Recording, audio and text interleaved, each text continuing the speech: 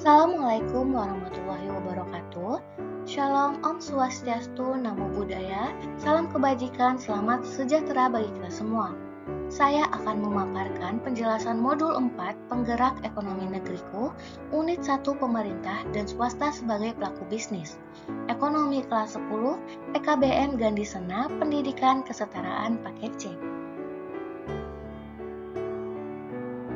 Pemerintah dan swasta sebagai pelaku bisnis. Yang pertama, Badan Usaha Milik Negara atau BUMN.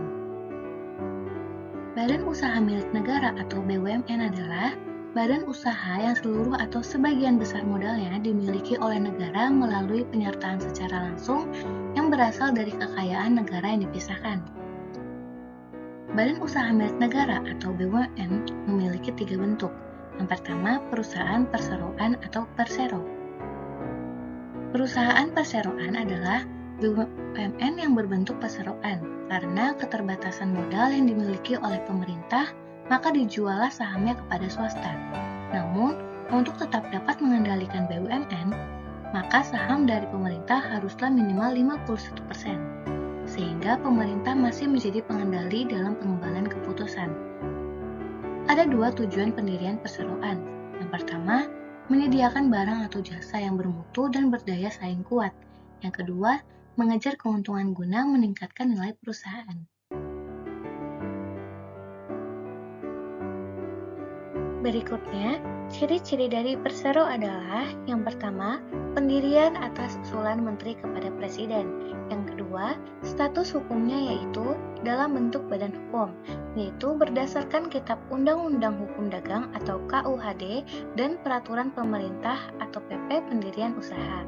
Yang ketiga, hubungan organisasi dengan pemerintah, yaitu berdiri sendiri sebagai organisasi yang dicapai. Yang keempat, kepemilikan atau penguasaan oleh pemerintah dapat sepenuhnya atau sebagian yang dapat diketahui melalui kepemilikan saham secara keseluruhan dan merupakan kekayaan negara yang dipisahkan. Yang kelima, modal terdiri dari saham dan dapat diperjualbelikan di pasar modal. Yang keenam, RUPS memegang kekuasaan tertinggi. Yang ketujuh, dipimpin oleh direksi. Yang kedelapan, tujuan utama mencari laba. Yang kesembilan, hubungan usaha diatur menurut hukum perdata. Dan yang ke-10, status pegawai adalah pegawai swasta.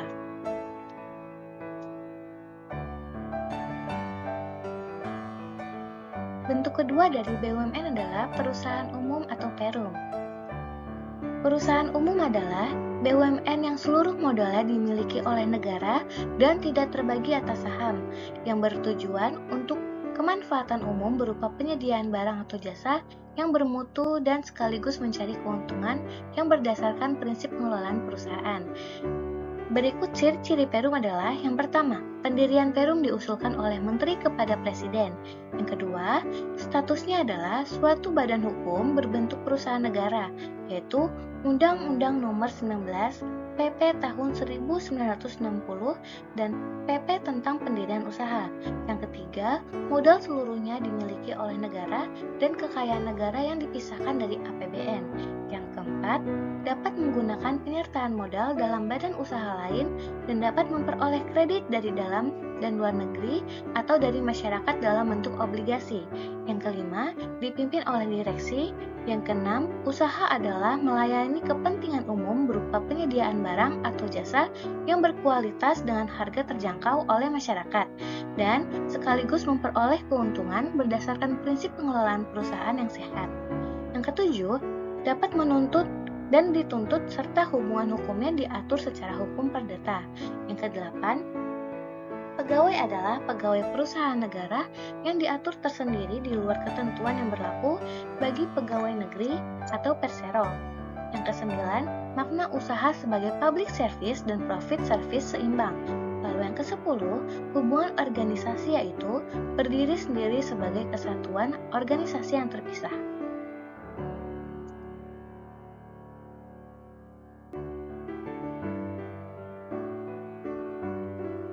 Bentuk ketiga dari BUMN. yaitu perusahaan jawatan atau perjan. Perusahaan jawatan adalah BUMN yang seluruh modalnya termasuk dalam anggaran belanja negara yang menjadi hak dari departemen yang bersangkutan. Tujuan dari perjan adalah pengabdian dan melayani kepentingan masyarakat yang ditujukan untuk kesejahteraan umum dengan tidak mengabaikan syarat efisiensi, efektivitas, dan ekonomi serta pelayanan yang memuaskan. Ciri-ciri perjan adalah yang pertama, tujuan utama untuk melayani kepentingan masyarakat tanpa melepaskan syarat efisiensi, efektivitas, dan ekonomis. Yang kedua, permodalan dan pembiayaan perusahaan termasuk dalam anggaran belanja negara yang menjadi hak dari departemen yang bersangkutan. Yang ketiga, merupakan bagian dari departemen, dirjen, direktorat, atau pemerintah daerah. Yang keempat, dipimpin oleh kepala yang merupakan bagian dari suatu departemen. Yang kelima, perjan memperoleh fasilitas negara. Yang keenam, pegawai perjan adalah pegawai negeri. Lalu yang ketujuh, perjan berlaku hukum publik yang berarti bila perusahaan dituntut, kedudukannya adalah sebagai pemerintah.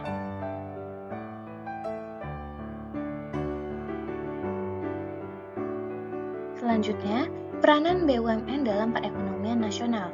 Yang pertama, mencegah agar cabang-cabang produksi yang penting bagi negara dan menguasai hajat hidup orang banyak tidak dikuasai oleh sekelompok masyarakat tertentu. Yang kedua, memberikan pelayanan untuk memenuhi kebutuhan masyarakat. Yang ketiga, membuka lapangan kerja. Yang keempat, melakukan kegiatan produksi dan distribusi yang menguasai hajat hidup orang banyak. Yang kelima, sebagai sumber pendapatan negara.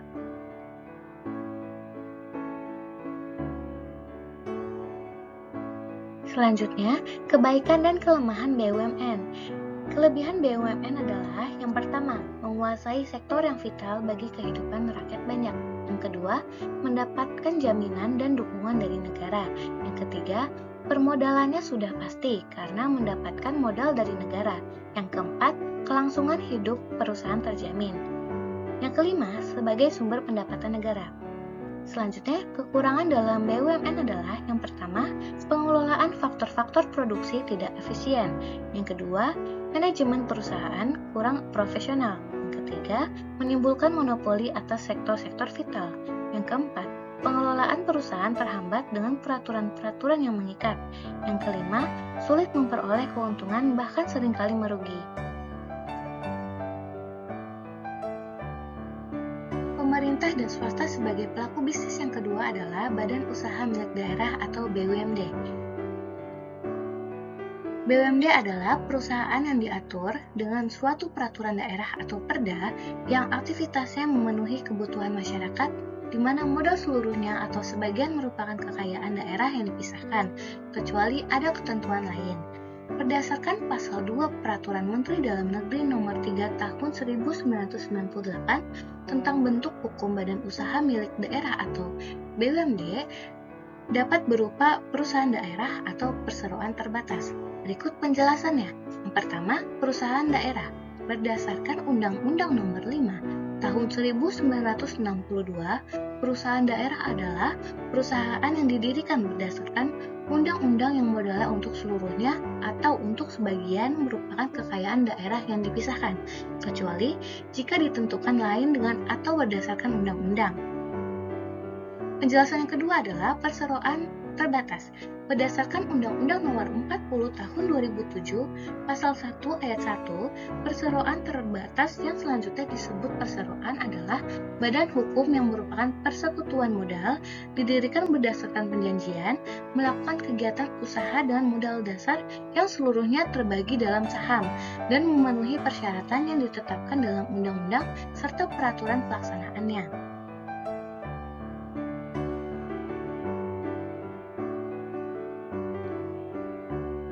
Selanjutnya, ciri-ciri dari BUMD adalah yang pertama, didirikan oleh pemerintah daerah dan diatur berdasarkan peraturan daerah. Yang kedua, pemerintah daerah berkedudukan sebagai pemegang saham dalam permodalan perusahaan. Yang ketiga, pemerintah memegang hak atas segala kekayaan dan usaha. Yang keempat, pemerintah berkedudukan sebagai pemegang saham dalam permodalan perusahaan. Yang kelima, pemerintah memiliki wewenang dan kekuasaan dalam menetapkan kebijakan perusahaan. Yang keenam, Pengawasan dilakukan alat pelengkap negara yang berwenang. Yang ketujuh, melayani kepentingan umum selain mencari keuntungan. Yang kedelapan, sebagai stabilisator perekonomian dalam rangka menyejahterakan rakyat. Yang kesembilan, bertujuan memupuk pendapatan asli daerah guna membiayai pembangunan daerah. Yang kesepuluh, dapat menghimpun dana dari pihak lain, baik berupa bank maupun non-bank. Dan yang sebelas, dipimpin oleh direksi yang diangkat dan diberhentikan oleh kepala daerah atas pertimbangan DPRD.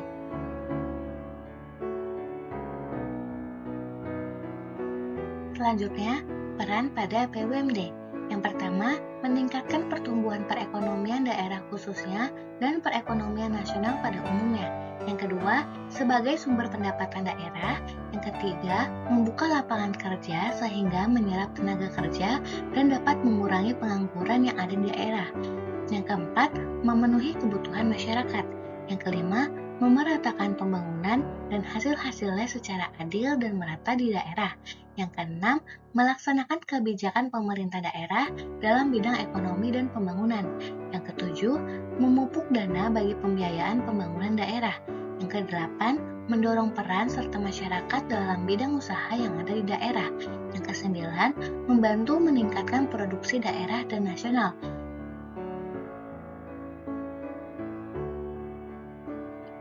Selanjutnya, kelebihan dan kelemahan BUMD. Kelebihannya adalah yang pertama, seluruh keuntungan BUMD menjadi keuntungan daerah. Yang kedua, menyediakan jasa-jasa bagi masyarakat daerah. Yang ketiga, merupakan sarana untuk melaksanakan pembangunan daerah.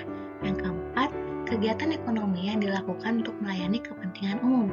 Yang kelima, modal berasal dari kekayaan daerah yang dipisahkan. Yang keenam, status pegawai diatur oleh peraturan pemerintah atau daerah. Kelemahannya adalah yang pertama, pengelolaan BUMD sangat ditentukan oleh kemampuan keuangan daerah.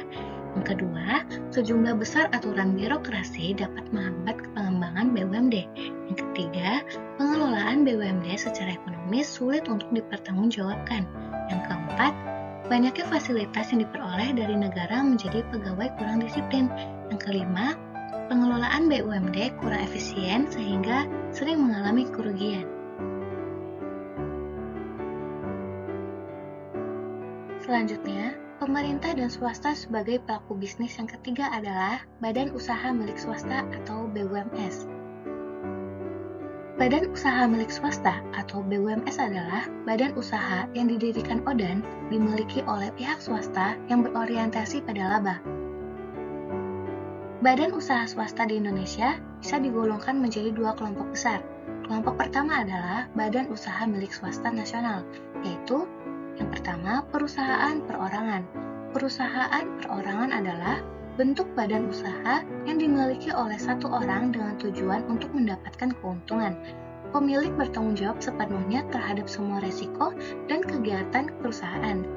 Bentuk usaha ini lebih mudah dan biasanya dipakai untuk usaha kecil menengah karena modal perusahaan berasal dari satu orang pemilik.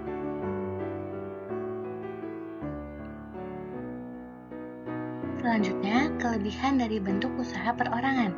Yang pertama, organisasinya mudah karena aktivitasnya relatif sedikit dan sederhana sehingga biaya organisasinya rendah.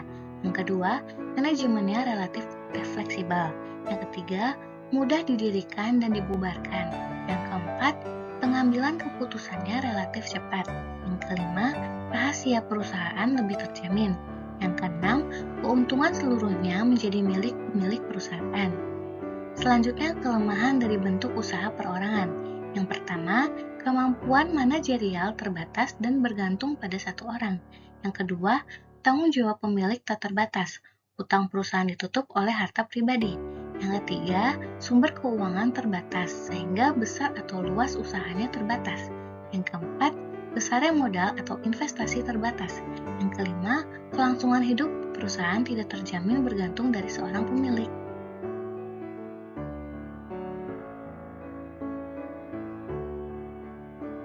Yang kedua, firma. Firma adalah badan usaha persekutuan yang didirikan oleh dua orang atau lebih dan masing-masing anggota memiliki tanggung jawab yang sama. Tidak ada pemisahan antara kekayaan perusahaan dengan kekayaan pribadi. Apabila terjadi kerugian dan kebangkrutan, maka seluruh kekayaan pribadi dapat dijadikan jaminan untuk menutup kerugian perusahaan. Selanjutnya, kelebihan dari firma yang pertama, kemampuan memenuhi kebutuhan modal lebih besar dibandingkan dengan perusahaan perorangan. Yang kedua, cara mendirikannya mudah. Yang ketiga, keputusan yang diambil lebih baik karena hasil musyawarah. Yang keempat, pembagian kerja antar sekutu berdasarkan keahlian masing-masing. Yang kelima, perhatian sekutu terhadap kegiatan firma cukup besar. Tindakan sekutu yang satu juga menjadi tanggung jawaban sekutu yang lain. Selanjutnya, kelemahan dari firma. Yang pertama, peluang terjadinya perselisihan antara sekutu cukup besar dan dapat mengancam kelangsungan hidup perusahaan. Yang kedua, kontinuitas atau kelangsungan hidup firma tidak terjamin apabila salah satu sekutu meninggal atau menarik diri. Yang ketiga, tanggung jawab tiap sekutu tidak terbatas. Yang keempat, pimpinan dipegang oleh lebih dari satu orang, memungkinkan lambatnya pengambilan keputusan.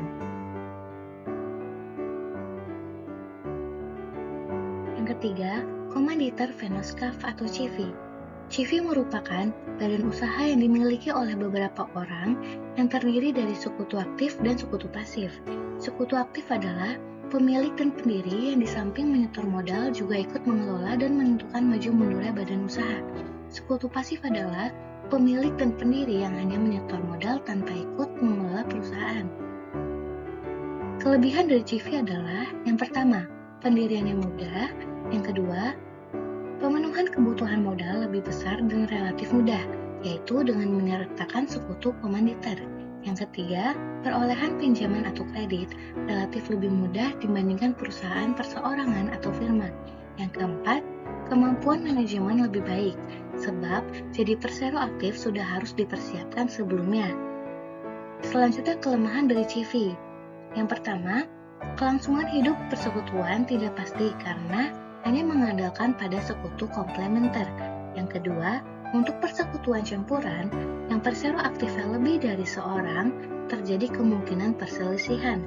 Yang ketiga, tanggung jawab sekutu tidak sama. Yang keempat, kemungkinan terjadi kecurangan atau ketidakjujuran dari sekutu aktif. Yang kelima, kesulitan untuk menarik kembali modal yang telah disetor terutama sekutu komplementer.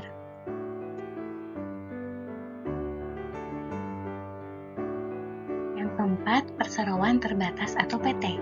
Perseroan terbatas adalah suatu persekutuan yang memperoleh modal dengan mengeluarkan sero atau saham, di mana setiap orang dapat memiliki satu atau lebih saham, serta bertanggung jawab sebesar modal yang diserahkan.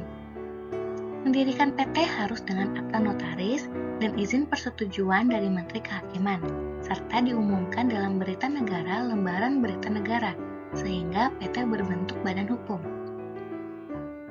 Dalam akta pendiriannya harus memuat yang pertama, nama PT dan tujuannya tidak bertentangan dengan kesusilaan dan ketertiban umum. Yang kedua, nama-nama pendiri PT serta alamatnya. Yang ketiga, tempat kedudukan PT. Yang keempat, jumlah modal PT. Dan yang kelima, anggaran dasar PT. Selanjutnya, modal yang disebutkan dalam anggaran dasar terdiri atas yang pertama, modal statuter, yaitu modal yang tercantum dalam neraca PT. Yang kedua, modal yang ditempatkan yaitu sebanyak 20% dari modal statuter harus sudah terjual.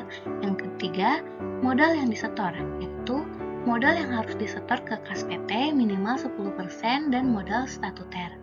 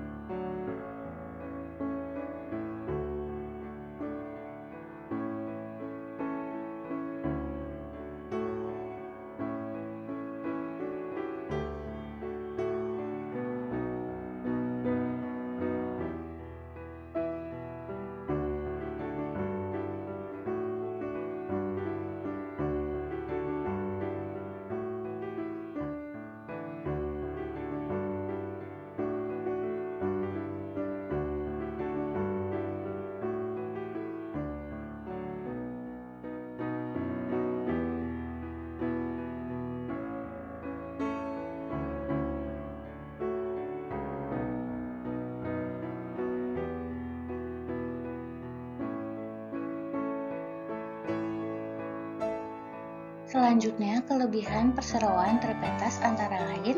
Yang pertama, tanggung jawab persero terbatas. Yang kedua, kebutuhan akan pengembangan modal mudah dipenuhi. Yang ketiga, kontinuitas kehidupan PT lebih terjamin. Yang keempat, lebih dipercaya pihak ketiga dalam hal kredit. Yang kelima, efisiensi di bidang kepemimpinan. Yang keenam, lebih mampu memperhatikan nasib buruh dan karyawan.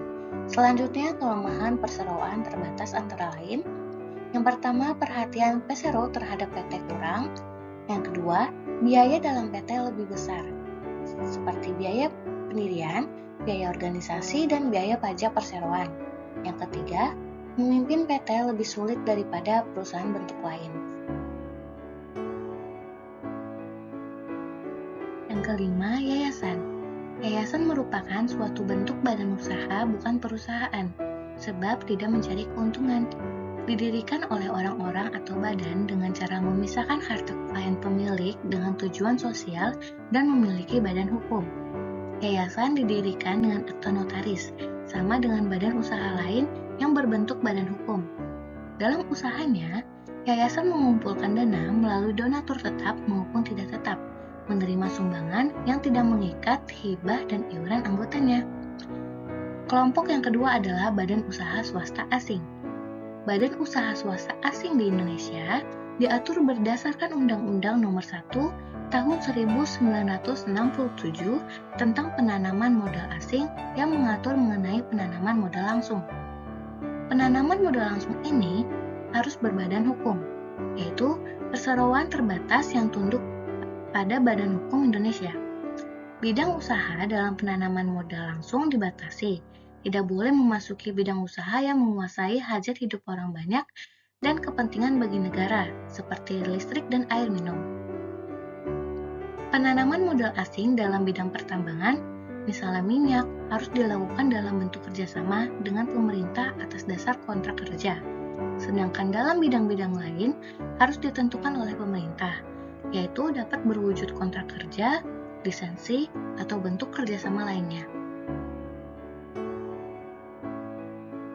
Sekian dari penjelasan saya, kurang lebih yang mohon maaf. Wassalamualaikum warahmatullahi wabarakatuh.